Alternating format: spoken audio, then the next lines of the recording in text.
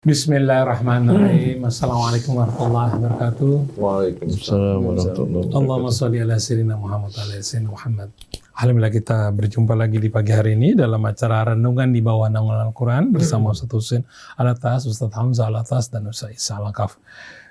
Di sini juga ada teman-teman yang sedang PKL ya. Siapa namanya? Siapa namanya? Asifa sama Dinda ya. Alhamdulillah. Juga ada Neza, ada switcher dan kameramen. Kita akan masih berbicara tentang di seputar pokok-pokok Islam, iman, Islam, dan ihsan. Kita mungkin akan memperdalam masalah iman dulu ya. Nanti sebagai pengantar, Ustaz Isa akan mengantarkannya. Assalamualaikum Ustaz Husin. Ustaz Isa. Baik, kita mulai acara ini dengan membaca Al-Fatihah. A'udzu billahi minasy syaithanir rajim. Bismillahirrahmanirrahim.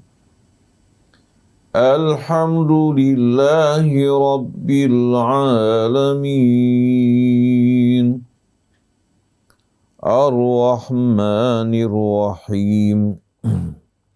Maliki yaumiddin. Iyyaka na'budu wa iyyaka nasta'in. Ihdinas siratal mustaqim. Siratal ladzina an'amta 'alaihim ghairil maghdubi 'alaihim waladdallin. Amin. Alhamdulillah kita sudah baca umatnya. Mudah-mudahan Allah memudahkan kita untuk memahami apa-apa yang diuraikan oleh guru-guru kita. Kepada Ustaz Isa, kami persilakan untuk pemberian pengantarnya. Bismillahirrahmanirrahim. Assalamualaikum warahmatullahi wabarakatuh. Waalaikumsalam warahmatullahi wabarakatuh. Terima kasih banyak Om Krisna, Ustaz Sin, Ustaz Hamzah, dan juga ikhwan akhwat yang dirahmati Allah Subhanahu wa taala. Minggu lalu sempat kita bahas pembukaan, pemahaman secara mendalam apa yang Allah Subhanahu wa taala jelaskan tentang iman dari kalam-kalamnya di dalam Al-Quran. Hari ini kita akan membahas butiran per butiran secara rinci insyaallah bagaimana rukun yang menjadi objek keimanan kita sebagai seorang muslim. Kalau berdasarkan hadis Jibril ada 6 kurang lebih Ustaz ya. Iman kepada Allah, iman kepada Rasul, iman kepada malaikat, iman kepada kitab, iman kepada hari akhir, dan iman kepada takdir, qada dan qadar. Di dalam Al-Quran beberapa ayat ada juga menyebutkan butiran-butiran tersebut. Tapi Ustaz, nampaknya iman kepada qada dan qadar di dalam Al-Quran itu tidak disebutkan di dalam satu ayat khusus ya Ustaz.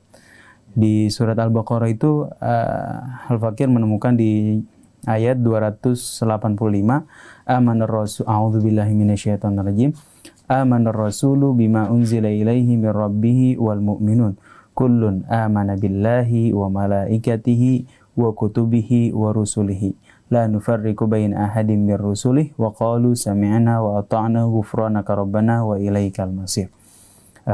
Artinya Rasul Muhammad SAW beriman kepada apa yang diturunkan kepadanya Al-Quran dari Tuhannya.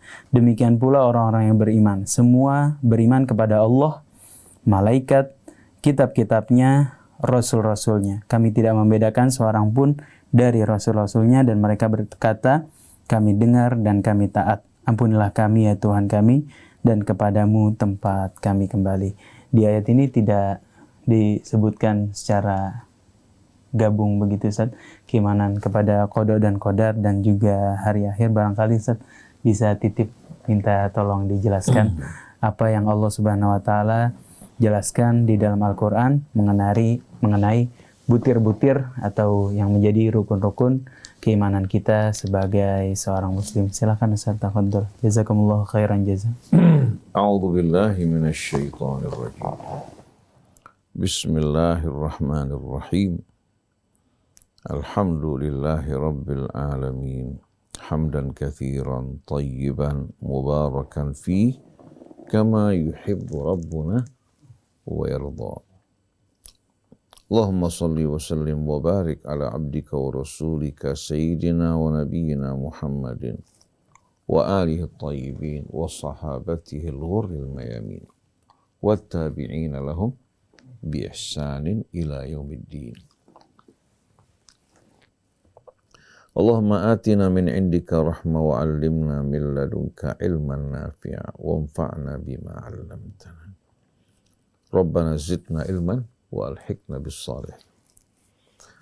اللهم ارزقنا الإخلاص في كل قول نقوله وعمل نعمله وتقبل منا يا كريم واجعلنا هداة مهتدين ولا تجعلنا ضالين مضلين برحمتك يا أرحم الراحمين. Amma ba'du, ikhwan akhwat pendengar pemirsa Radio TV Silaturahim yang dirahmati Allah. Ustadz Hamzah bin Attas Al-Attas, Ustadz Isa bin Ahmad Taufik, begitu pula Ustadz Muhammad Krisna Neza, akhwat kita yang sedang melakukan pelatihan. Kepada seluruh keluarga besar Radio Silaturahim, kaum muslimin dan muslimat, begitu pula kepada segenap keluarga besar, manusia yang berasal dari ayah ibu yang sama, yang ditempatkan di muka bumi sebagai khalifahnya, menjalani ujian. Semoga Allah Subhanahu wa ta'ala membantu kita semua untuk dapat menjalankan amanat Allah dengan sebaik-baiknya. Assalamualaikum alaikum jami'an warahmatullahi wabarakatuh. Ikhwan akhwat yang dirahmati Allah, sebahagian orang mengeluh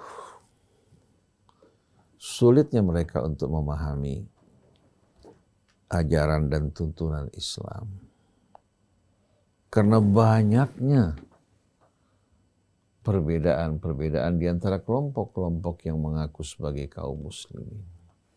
Bukan hanya banyaknya perbedaan, bahkan terjadi pertentangan yang mendorong sebahagian untuk mengkafirkan dan memfasikkan sebahagian yang lain.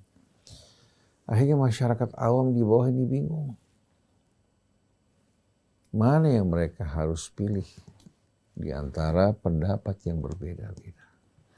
Islam di mata mereka bukan lagi merupakan tuntunan Allah, ya, tapi menurut mereka merupakan pendapat-pendapat manusia.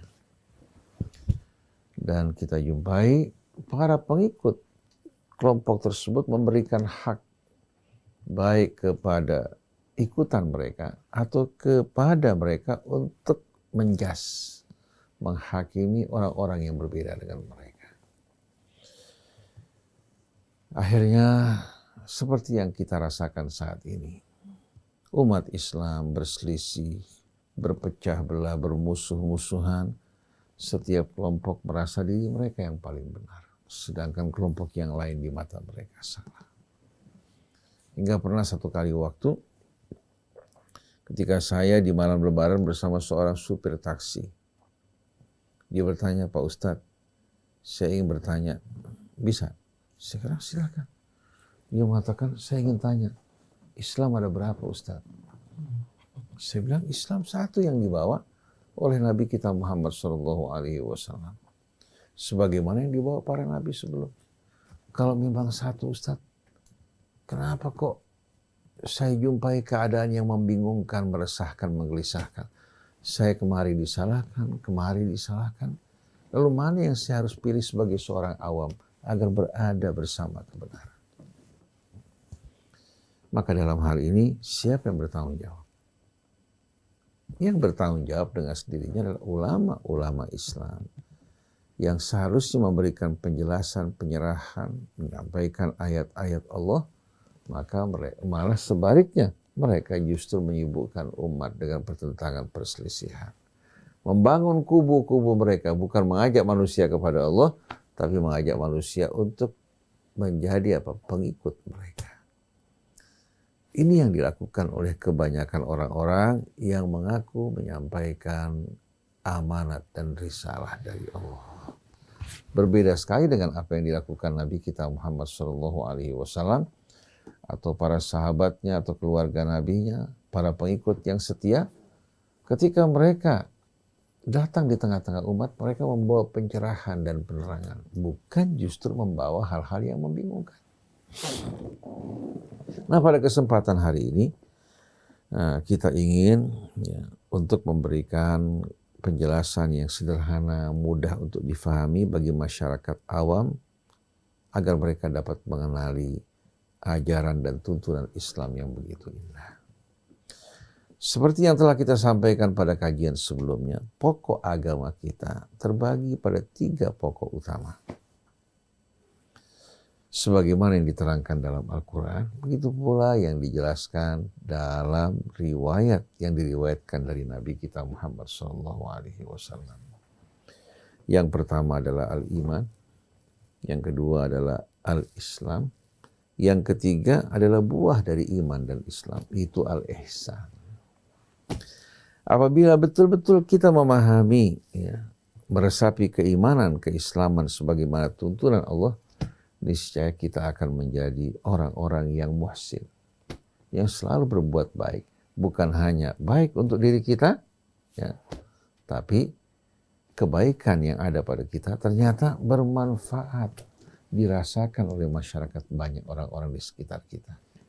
Oleh karena itu Allah mendidik kita bukan hanya menjadi seorang yang hasan, seorang yang baik, tidak. Tapi Allah mendidik kita menjadi seorang muhsin. Itu orang apa? Baik yang suka berbuat kebaikan pada sesama. Nah, siapa-siapa yang betul-betul beriman, berserah diri kepada Allah Subhanahu wa Ta'ala, niscaya dia akan mendapatkan buah yang tak pernah berhenti. Buah tersebut adalah apa? Al-ihsan. Dan Allah amat dekat dari para muhsinin. Inna rahmatullahi qaribun minal muhsin.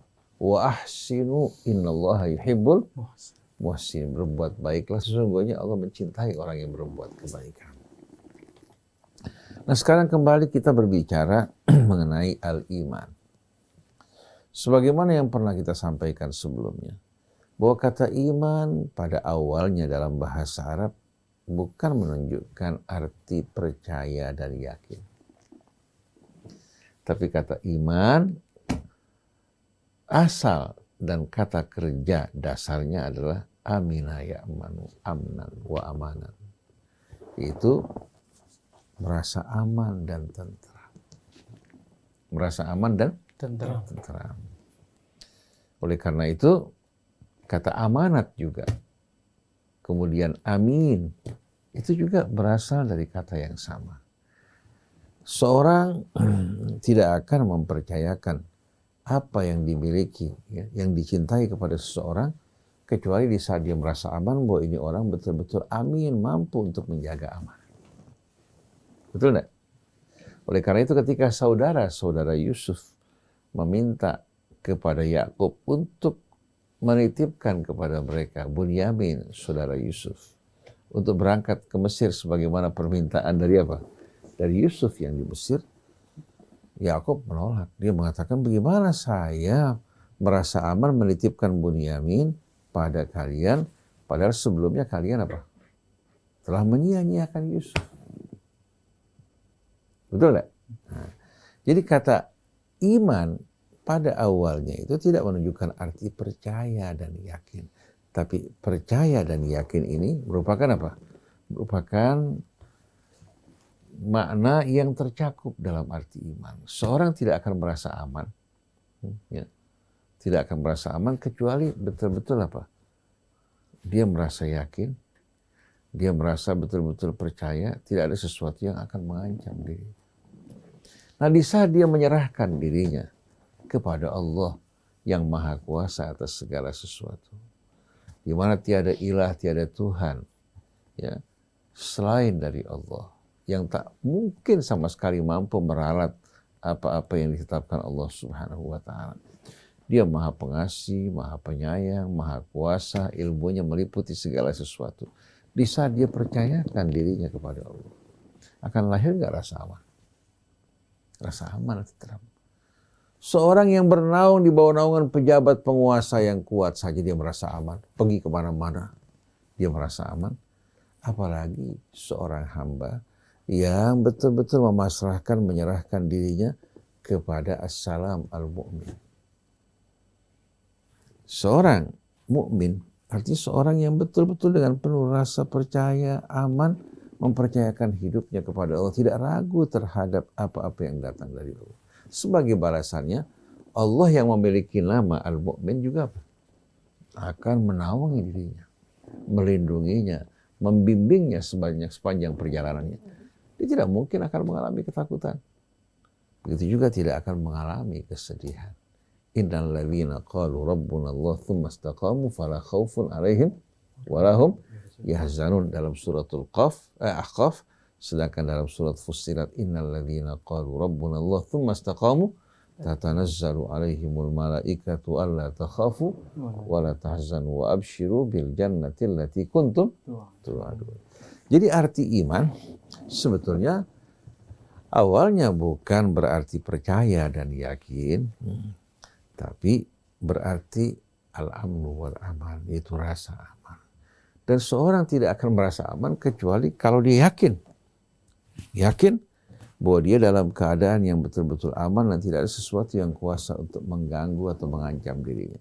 Dan ini tidak mungkin sama sekali akan terjadi kecuali di saat dia berlindung kepada Allah yang Maha Kuasa, yang Maha Pengasih, yang Maha Penyayang, yang ilmunya meliputi segala sesuatu. Oleh karena itu, iblis tidak dikatakan sebagai makhluk yang beriman. Walaupun pengetahuannya, keyakinannya lebih besar dibandingkan kita. Karena dia membangkang dan menentang. Betul tidak? Aba wastakbara wa kana minal kafirin. Jadi kata iman ya, merupakan kata yang amat indah. Yang membuat seorang merasa aman dalam hidup ini. Di samping dia merasa aman, dia juga menjaga dirinya dari gangguan terhadap orang lain. Sebagaimana dia menginginkan keamanan buat dirinya, dia juga menginginkan keamanan buat orang lain. Maka seorang mukmin tidak mungkin dia akan menyakiti saudaranya dengan lisannya, dengan perbuatannya, dengan sepak terjangnya. Karena apa? Karena tidak mungkin dia akan mendapatkan rasa aman di hatinya di saat dia melakukan hal seperti ini, yang berarti pelanggaran terhadap Tuhan. Nah, pada suratul Nisa ayat 136, Allah menjelaskan pada kita apa yang harus kita imani.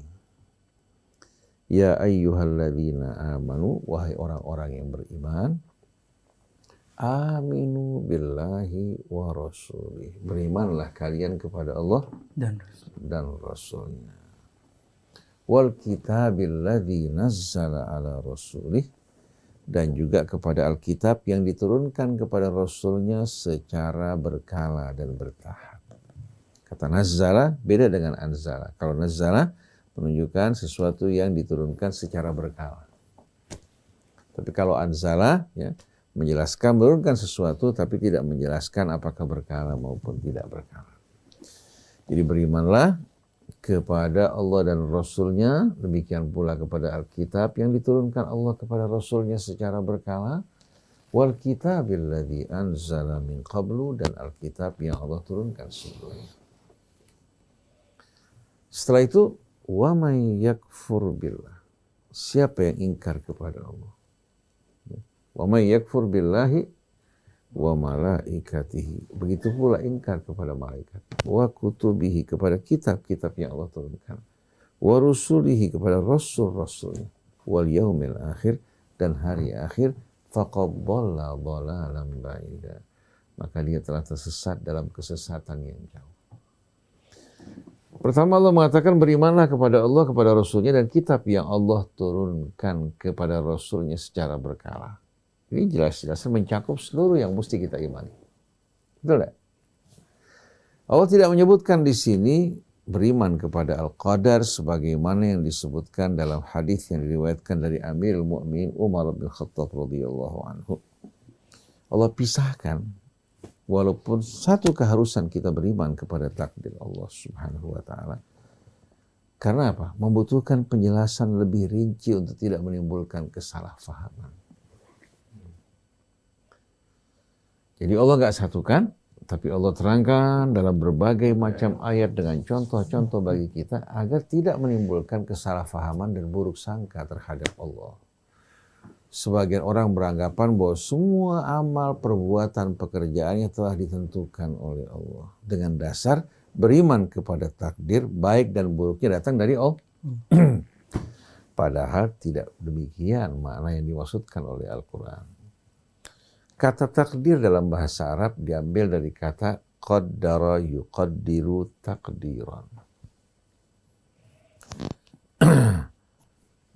Kata awalnya adalah qadara. Kemudian masdarnya qadran. Kita tahu kata al-qadru dalam bahasa Indonesia dipergunakan dengan makna yang sama. Itu kata kadar. Kadar sesuatu, beratnya, ya. Betul nggak? Ya, ukurannya. Ya. Kadar katakan nikel yang ada pada apa? Atau kadar batu bara, ya, berapa persen kira-kira? Itu kata kadar di sini menunjukkan ukuran, menunjukkan ukuran. Oleh karena itu kata qaddara yuqaddiru menunjukkan bahwa Allah Subhanahu wa taala menetapkan kadar dan ukuran pada segala sesuatu yang diciptakan. Dan kadar ukuran yang ditetapkan Allah Subhanahu wa taala dengan sendirinya apa? Berisikan hikmah yang amat mendalam. Oleh karena itu lahir berbagai macam ilmu pengetahuan, ya, baik itu fisika, kimia, biologi. Karena apa? Karena adanya aturan hukum yang ditetapkan pada apa-apa yang Allah ciptakan. Biologi terbagi kepada manusia, ya, yang berhubungan dengan hewan, yang berhubungan dengan tumbuh-tumbuhan. Manusia mempelajari dan meneliti, maka lahirlah berbagai macam ilmu pengetahuan dari apa? Hukum-hukum, ya, yang penuh dengan ukuran yang ditetapkan Allah Subhanahu wa taala.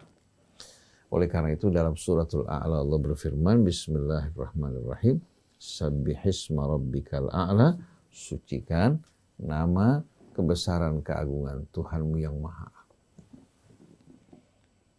Alladzi khalaqa, yang telah menciptakan. Nggak disebutkan di sini objek yang diciptakan karena begitu banyak. Yang menciptakan, kemudian fasawwa. Kemudian Allah Subhanahu wa taala menyempurnakan semua ciptaannya dengan penuh keseimbangan. Keseimbangan juga ukuran bukan? Ukuran. Walladzi qaddara fahada, dan yang menetapkan ukuran, hukum, ketentuan pada segala apa yang diciptakan. Lalu Allah dengan rahmatnya memberikan petunjuk kepada kita untuk memahami ukuran-ukuran tersebut. Tanpa bimbingan Allah, tidak mungkin kita akan dapat menyelami rahasia kebesaran keagungan Allah. Betul tidak? Nah, kita lihat di sini alladzi khalaqa fasawwa, kemudian walladzi qaddara fahada. Semua makhluk yang diciptakan Allah SWT tidak diciptakan secara serampangan, tapi diciptakan segala sesuatu dengan ukuran. Oleh karena itu, manusia belajar dari hukum-hukum yang terdapat di alam raya ini, menemukan berbagai macam penemuan dalam bidang teknologi yang tak terhingga. Apa-apa yang diciptakan manusia sekarang dari mulai pesawat, udara, helikopter, sebetulnya mencontoh makhluk-makhluk hidup yang diciptakan Allah, baik itu burung, capung, sampai helikopter dinamakan pesawat capung. Betul tidak? Jadi dengan melakukan penelitian terhadap berbagai macam makhluk Allah, mereka menemukan berbagai macam penemuan. Dan penemuan tidak mungkin dapat ditemukan tanpa bimbingan Allah, tanpa hukum-hukum dan aturan yang penuh dengan stabilitas dan keseimbangan. Dan Allah menjelaskan dalam ayat yang lain, Inna kulla syai'in khalaqnahu biqadar. Sesungguhnya segala sesuatu kami ciptakan dengan ukuran. Oleh karena itu, salah satu nama Allah Al-Qadir, Innallaha ala kulli syai'in qadir. Kita sering menterjemahkannya, sesungguhnya Allah maha kuasa atas segala sesuatu. Padahal sebetulnya maknanya bukan hanya maha kuasa. Sesungguhnya Allah Subhanahu wa taala di samping dia maha kuasa, dia menciptakan makhluknya dengan ukuran dan aturan. Jadi kata qadir itu ya menggambarkan bagaimana dia menciptakan segala sesuatu di alam raya ini semua dengan ukuran, dengan aturan yang begitu stabil hingga membimbing kita untuk dapat mengambil pelajaran. Contohnya bercocok tanam untuk menanam padi, menanam gandum, menanam cabai, menanam tumbuh-tumbuhan yang bermacam-macam. Tanpa ada hukum, tanpa ada aturan, tidak mungkin manusia akan dapat mempelajari ilmu-ilmu yang dapat mengembangkan pertanian mereka, begitu pun peternakan mereka. Betul nggak? Semua dengan ilmu. Semua dengan ilmu. Nah, Allah yang mengajarkan kita semua pengetahuan tersebut hingga dari masa ke masa manusia berkembang ilmu pengetahuannya dengan wawasan mereka yang meluas dalam meneliti, mempelajari hukum-hukum takdir yang ditetapkan Allah Subhanahu wa taala. Jantung kita bekerja dengan apa? Dengan ukuran. Denyutnya, betul enggak?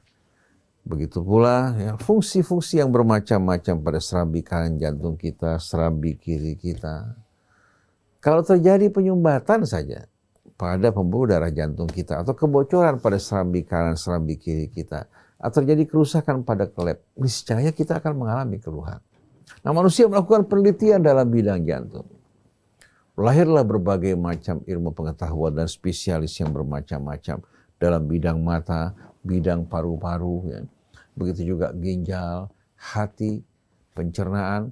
Lahirnya spesialisasi yang bermacam-macam karena ada hukum aturan yang ditetapkan Allah Subhanahu wa taala. Begitu juga pada hewan, pada tumbuhan. Jadi tidak ada yang namanya ketidakteraturan dalam ciptaan Allah. Ma tara fi khalqir rahmani min tafawut farji'il basara hal tara min futur thumma arji'il basara karrataini yanqalib ilaikal basaru khasian wa huwa hasir.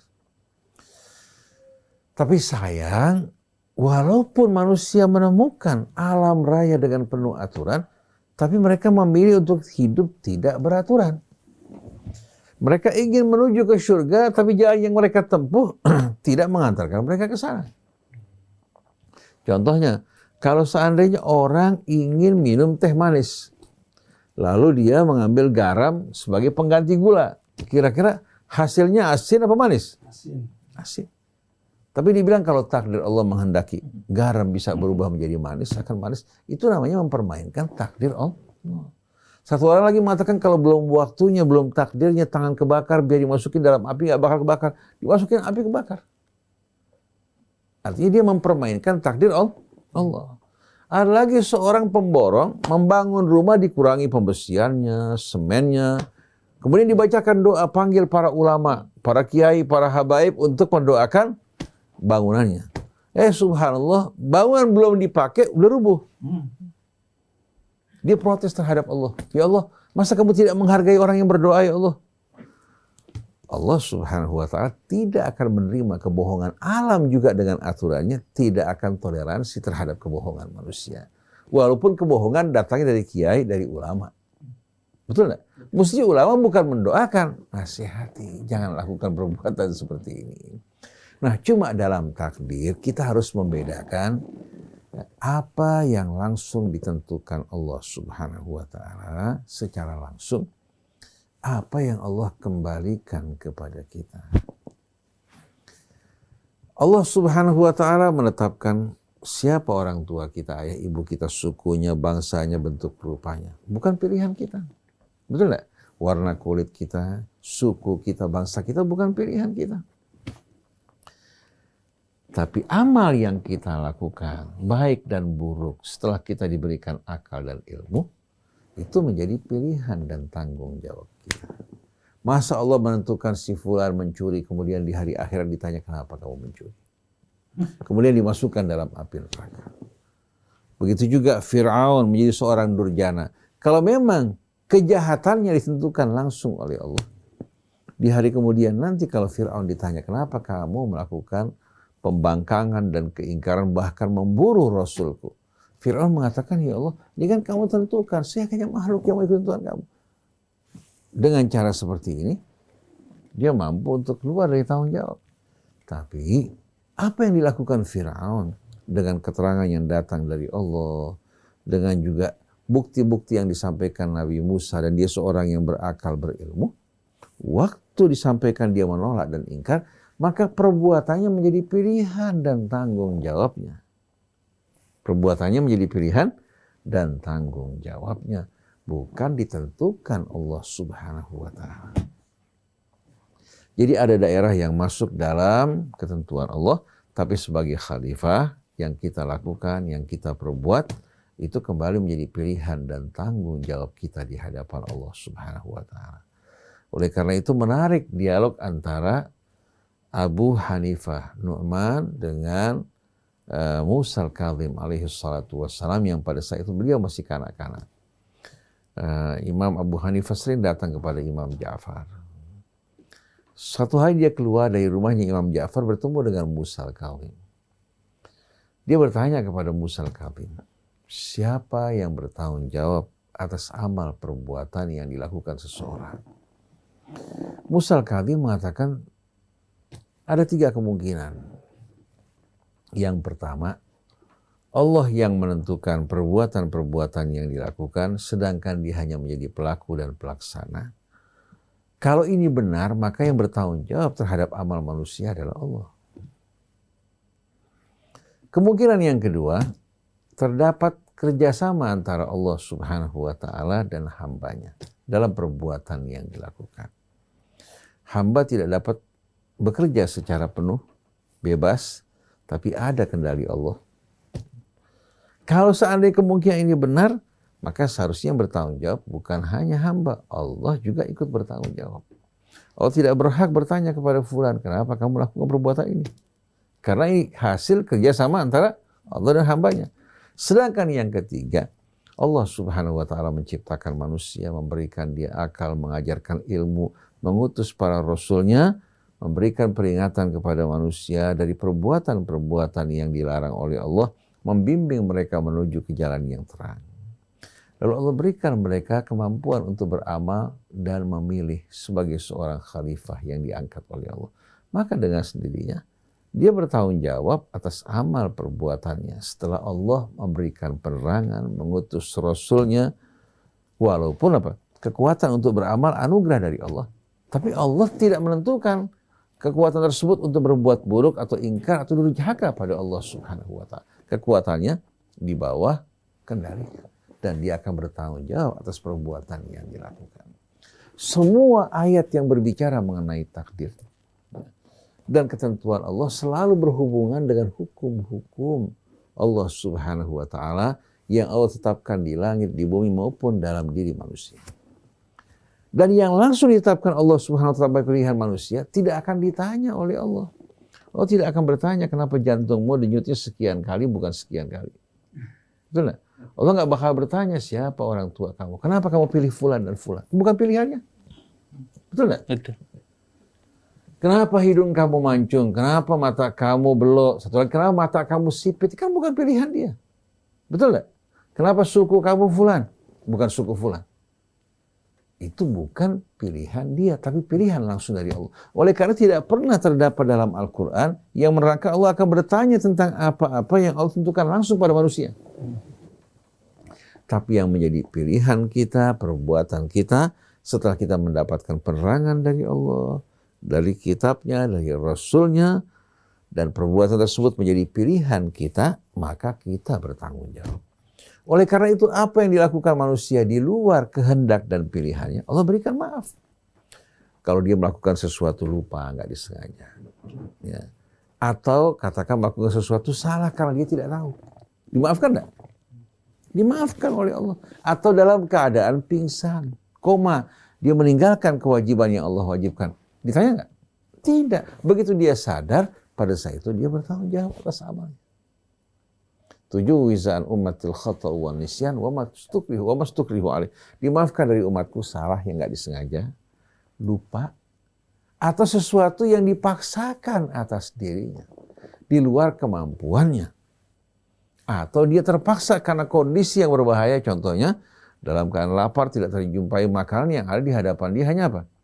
Hanya barang yang diharamkan Allah. Dia makan bukan karena pilihan, tapi karena kondisi yang memaksa dirinya. Allah berikan maaf. Indah gak rahmat Allah? Tapi yang kita lakukan dengan kesadaran, dengan ilmu dan pilihan kita, Itu yang akan ditanya oleh Allah. Oleh karena itu, ayah ibu Rasulullah Shallallahu Alaihi Wasallam yang wafat sebelum Nabi diutus sebagai Nabi. Ayah Rasul meninggal, Rasulullah dalam kandungan. Ibu Rasul meninggal, Rasulullah dalam usia beberapa tahun.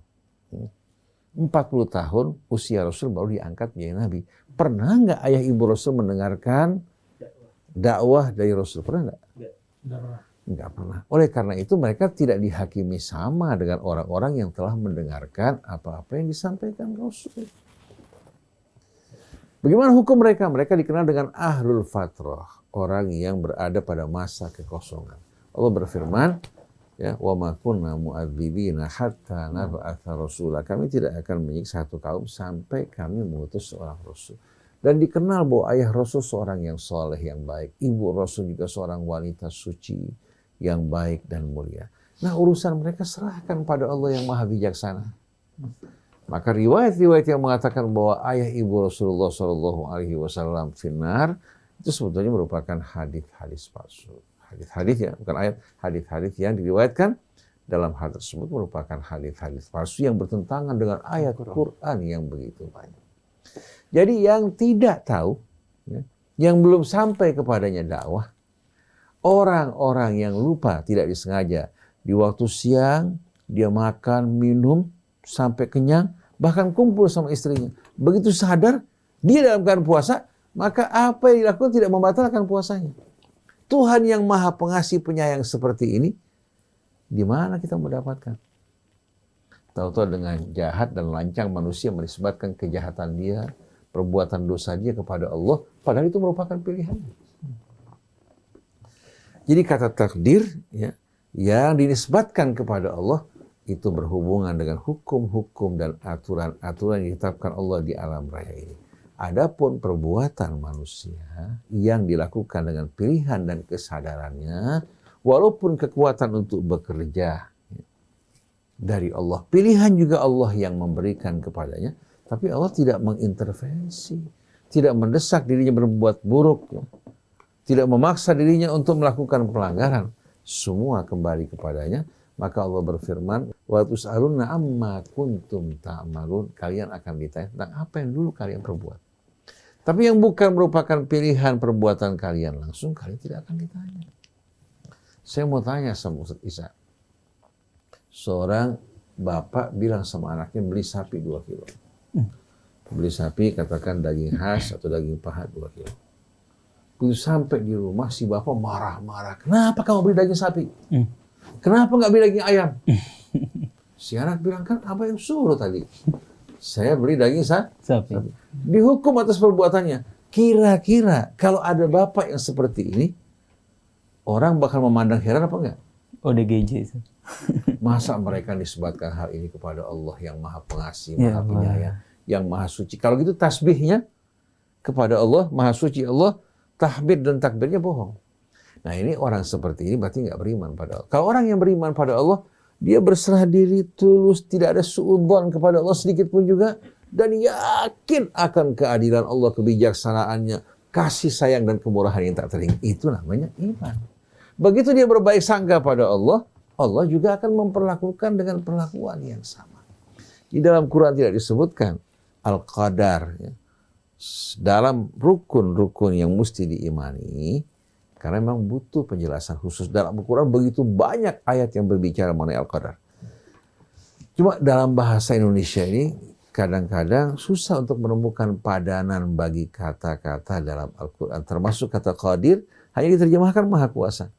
Padahal bukan hanya Maha Kuasa, tapi maksudnya Maha Kuasa, ya, dia menetapkan segala sesuatu dengan ukuran yang penuh keseimbangan, kebijaksanaan yang begitu indah. Masya Allah, tabarakallah. Jadi inna kulla syai'in khalaqnahu biqadar. Alladzi khalaqa kulla syai'. Perhatikan, yang telah menciptakan segala sesuatu faqaddarahu taqdira, dan dia menetapkan ukuran-ukuran yang penuh dengan apa? Dengan penuh keseimbangan. Nah, tanpa ada Allah yang Maha Kuasa, ya, yang menetapkan hukum ini, bisa saja hukum ini diralat dan dirubah. Betul enggak? Tapi karena Allah yang Maha Kuasa yang menetapkan segala sesuatu dengan ukuran, siapa yang kuasa untuk berubah? La mubaddila li kalimatihi wa huwas samiul alim. Jadi bagaimana alam raya yang dijaga oleh Allah dengan penuh keseimbangan dan aturan yang begitu indah, tapi kita ingin meraih kemuliaan dari sisi Allah, mendapatkan janjinya, tapi kita berkhianat terhadap Allah Subhanahu wa Ta'ala. Jadi nanti insya Allah kita akan lanjutkan pembicaraan kita ya, dalam butiran-butiran keimanan lebih rinci lagi untuk mempermudah pemahaman kita dan juga memperbaiki sangka kita hingga melahirkan rasa aman di hati kita. Tidak lagi ada kecurigaan terhadap Allah Subhanahu wa Ta'ala. Ini yang Allah sebutkan, innal ladzina qalu rabbuna Allah tsumma istaqamu fala khaufun 'alaihim wa la hum yahzanun. Begitu juga yang Allah gambarkan bagi orang yang menyerahkan wala loyalitas ya kepada Allah Ta'ala. Ala inna awliya Allahi la khaufun 'alaihim wa la hum yahzanun. Siapa alladzina amanu wa kanu yattaqun. Alladzina amanu wa lam yalbisu imanahum bidzulmin ulaika lahumul amnu wa hum muhtadun. Ini gambaran-gambar yang begitu indah. Nah, mudah-mudahan dengan pemahaman-pemahaman yang bersumber dari Al-Qur'an ini menumbuhkan rasa cinta, syukur pada Allah, rasa percaya yang membawa kepada kepasrahan dan menghilangkan keraguan-raguan di hati kita semuanya. Nah, kalau kita masih nggak yakin, ragu, bimbang, bagaimana bisa meyakinkan orang lain? Jadi tuntunan Islam begitu indah, iman, kemudian Islam yang kita akan bahas begitu juga ihsan yang merupakan buah dari keimanan. Demikianlah ikhwan, akhwat dari saya. Insyaallah Ustaz Hamzah akan menyempurnakan dan melengkapi apa yang tadi kita sampaikan. Betul, Ustaz.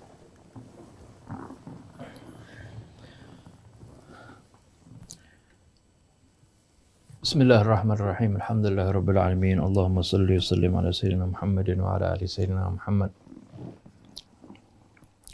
Subhanaka la ilma lana illa ma 'allamtana innaka antal alimul hakim. Rabbana zidna ilma wa alhiqna bis salihin. Rabbana la tuzigh qulubana ba'da idh hadaytana wa hab lana min ladunka rahmah innaka antal wahhab.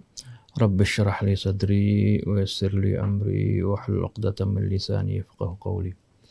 Amma ba'd. Alhamdulillah, ya, tadi kita sudah dengar uraian tentang keimanan yang diambil dari ayat-ayat Al-Quran Al-Karim.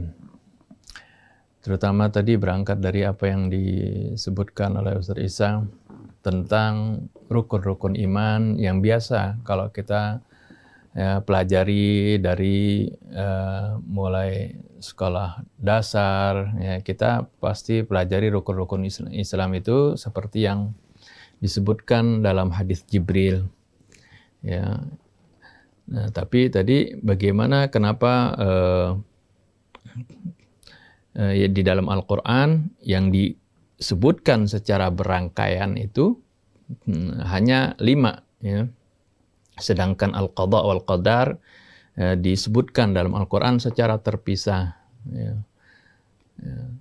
Iman kepada Allah, iman kepada malaikatnya, kitab-kitabnya, para rasulnya, iman kepada yaumil akhir. Dalam surah An-Nisa disebutkan secara berutur. Atau di akhir surah Al-Baqarah tadi ya, dipisahkan hanya sampai iman kepada para rasul. Yaumil akhir tidak disebutkan, tapi disebutkan di awal surah Al-Baqarah. Oleh karena itu sering kan kita dapat riwayat-riwayat hadis supaya kita sering baca awal surah Al-Baqarah dan akhir surah Al-Baqarah kalau mau tidur. Karena ini sebenarnya gabungan ini adalah gabungan rukun iman itu. Yaumil akhir adanya di mana? Di awal surah Al-Baqarah. Wabil yaumil akhiri hum yuqinun. Kalau di akhir surah Al-Baqarah sampai Rasul kan. Amar Rasulu bima unzila ilaihi mir rabbih wal mu'minuna kullun amana billah wa malaikatihi wa kutubihi wa rusulihi sampai itu. Tapi yaumil akhir di mana? Di awal surah Al-Baqarah. Karena yang baca awal surah Al-Baqarah biasa dengan akhir surah Al-Baqarah. Nah, ini juga kalau di dalam surah An-Nisa tadi yang dibacakan oleh Surah itu digabung semuanya sampai yaumil akhir juga. May yakfur billah wa malaikatihi wa kutubihi wa rusulihi wal yaumil akhir faqad dhalla dhalalan ba'ida. Barang siapa yang kufur kepada Allah, malaikatnya, kitab-kitabnya, rasul-rasulnya, dan yaumil akhir, dia telah sesat. Ya, tadi pertanyaannya kemudian bagaimana dengan qadar? Ya, sudah dijelaskan oleh Rasul. Memang banyak sekali tersebar di dalam Al-Quran tentang qadha dan qadar. ya, dan itu tadi sudah panjang lebar dijelaskan oleh guru kita Ustaz Husain bin Hamil Al-Attas tentang qadar, pengertian qadar yang sebenarnya. Yang sering ini qada dan qadar disalahfahami, ya, disalahfahami dengan mengatakan bahwasanya, ya, karena terpengaruh ada riwayat hadis katanya kita ini sejak di alam rahim, ketika masih di rahim sudah ditentukan kita ini apakah menjadi orang yang bahagia atau orang yang celaka. Nah ini sehingga menganggap bahwasanya segala perbuatan kita ini, ya, semuanya udah dikendalikan oleh Allah Subhanahu wa taala. Nah, ini berbahaya. Jadi seolah-olah, ya, perintah-perintah Allah yang dalam Al-Qur'an diperintahkan kepada kita melakukan ini, ya, mengerjakan ini, melarang ini dan itu semuanya nggak ada artinya karena, ya, dia meyakini sudah ditentukan kok kita hasil akhirnya oleh Allah Subhanahu wa taala. Padahal, ya, hal ini, ya, kalau ditafsirkan sebagai ilmu Allah yang mana Allah Subhanahu wa taala akan mengetahui segala sesuatu. Allah pasti mengetahui segala sesuatu termasuk akhir dari kehidupan kita seperti apa, itu makul, itu bisa difahami. Ya, akan tetapi harus difahami bahwasanya ilmu Allah itu, ya, seperti Syekh Mutawalli Asy-Sya'rawi mengatakan sabiqun la sa'iq, ya, la sa'iq. Ilmu Allah itu mendahului segala sesuatu. Peristiwa belum terjadi, Allah udah tahu bakal terjadi. Tapi Allah tidak menggiring ini manusia ini, terutama manusia yang Allah Subhanahu wa taala jadikan sebagai khalifah dan diberikan kepadanya itu wewenang dan tanggung jawab, juga diberikan ikhtiar, ya, dan tanggung jawab, yang diberikan pilihan bagi manusia ini, ya, seperti yang firman Allah katakan, yang Allah katakan faman syaa'a falyu'min wa man syaa'a falyakfur, itu adalah, ya, pernyataan dari Allah di mana manusia ini diberikan pilihan.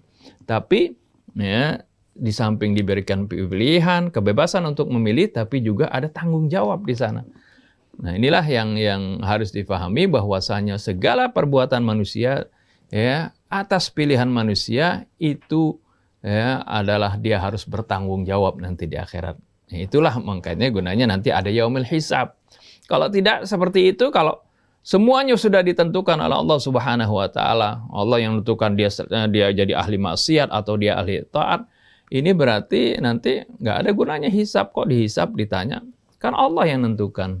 Nah, ini pengertian takdir inilah yang tadi sudah dijelaskan begitu gamblang, ya, mengambil dari banyak sekali ayat-ayat Quran tentang bagaimana ketentuan Allah tentang qadar ini dan juga qada, ya.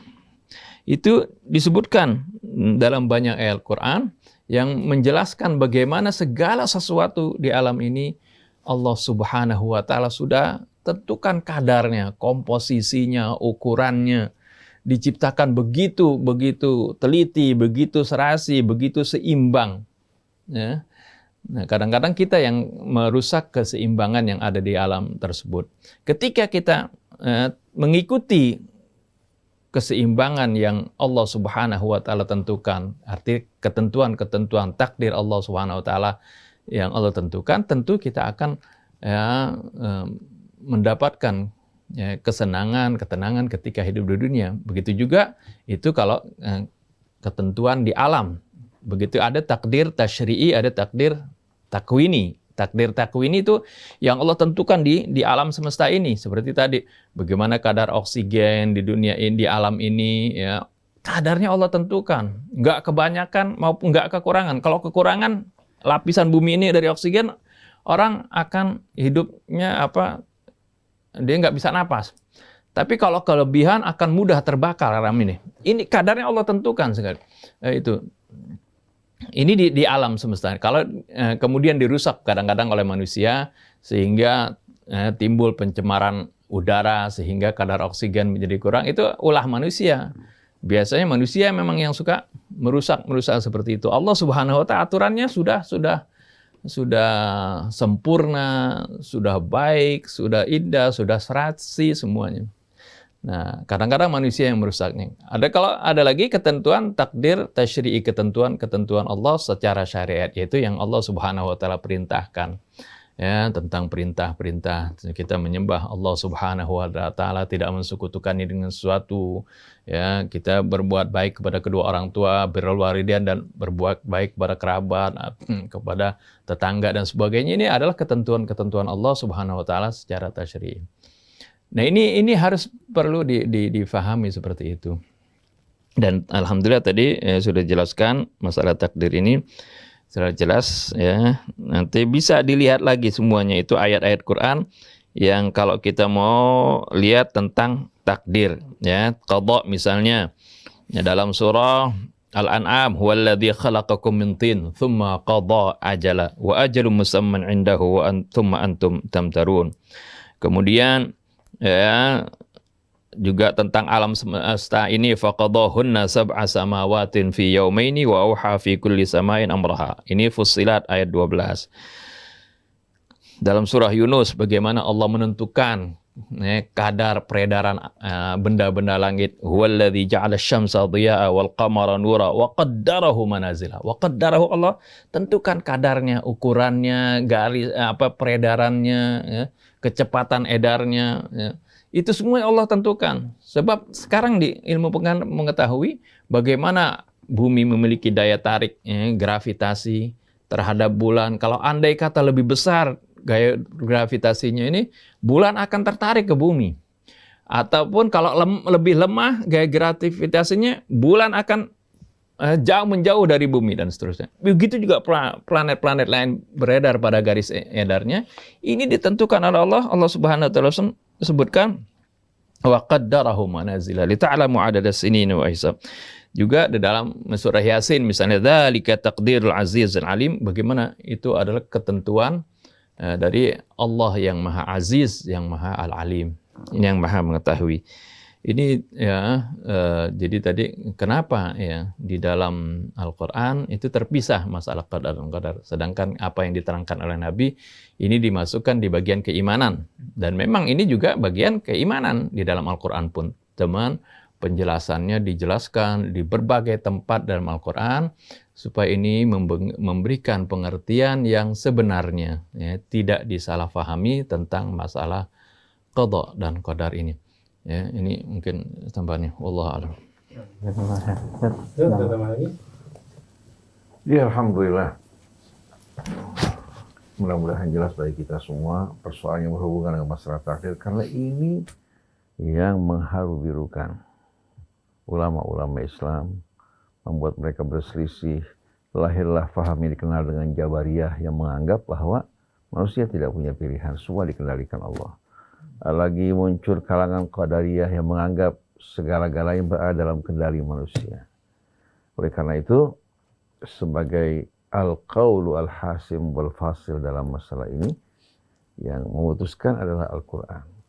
Dari ayat-ayat Al-Quran, Imam Ja'far As-Shadiq, ya, ketika ditanya satu hari, hal nahnu mukhayyarun am musayyarun? Kita ini sebetulnya orang-orang yang menerima pilihan, apakah orang yang dikendalikan? Imam Ja'far mengatakan amrun baina amrain. Amrun baina amrain. La jabra wa la tafwid. Artinya, amrun baina amrain ini menjelaskan bahwa manusia di satu sisi kehidupannya, bumi tempat dia berdiam, berada di bawah ketentuan kendali Allah. Di luar pilihannya, betul nggak? Bentuk rupanya, asal usulnya, orang tuanya, warna kulitnya, itu kan pilihan Allah. Bahkan jantungnya pun walaupun di tubuhnya, yang mengendalikan siapa? Allah. Jadi sebagai manusia dalam memakan, itu merupakan pilihan, kita menentukan pilihan makan yang mana yang kita mau makan. Apakah yang halal, apakah yang haram, ya. Apakah jenis buah-buahan atau sayur mayur, ataukah itu merupakan daging-dagingan, itu pilihan kita. Begitu melintasi kerongkongan, pencerahan bekerja bukan lagi di bawah kendali kita. Berarti kita dalam hal ini musayyarun. Tetapi Allah tidak akan tanya, mengapa begini, mengapa begitu, yang bukan merupakan urusan kita. Tapi menentukan pilihan makanan yang baik dan buruk, halal dan tidak halal, yang menyehatkan dan merusak kesehatan, itu menjadi tanggung jawab kita. Betul nggak? Jadi amrun baina amrain, dalam arti manusia tidak seluruh dirinya, seluruh kehidupannya merupakan pilihan ya, dan perbuatannya, tapi tidak berarti pula seluruh kehidupannya merupakan ketentuan dari Allah dan dia hanya melaksanakannya sebagai pelakunya. Amrun baina amrain, la jabra wala tafwid. Ini merupakan ungkapan yang amat indah. Dari mana ucapan ini diambil? Dari Al-Quran. Indah nggak? Indah. Kita sebutkan Imam Ja'far langsung dibilang ini Syiah. Kita ini jelaskan bahwa kita ini mengajak manusia kembali kepada Allah. Islam adalah nama dan identitas kita. Kita nggak mau dihubungkan dengan kelompok manapun juga, tapi kita mencintai semua kaum muslimin, itu menjadi kewajiban kita. Adapun mereka suka sama kita dan tidak suka, itu bukan tanggung jawab kita.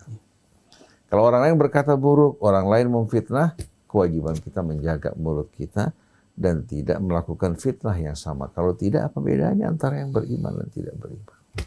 Alhamdulillah, subhanakallahumma wa bihamdik, asyhadu an la ilaha illa anta, astaghfiruka wa atubu ilaik. Demikian tadi Iwan dan Nawat uraian mengenai keimanannya, mudah-mudahan dari uraian itu menambah keimanan kita. Baik, saya Muhammad Krishna, Neza, kemudian Anis Mualim, dan Yusuf Bangkit mohon pamit. Wabillahi taufiq wal hidayah. Assalamualaikum warahmatullahi wabarakatuh. Waalaikumsalam warahmatullahi wabarakatuh.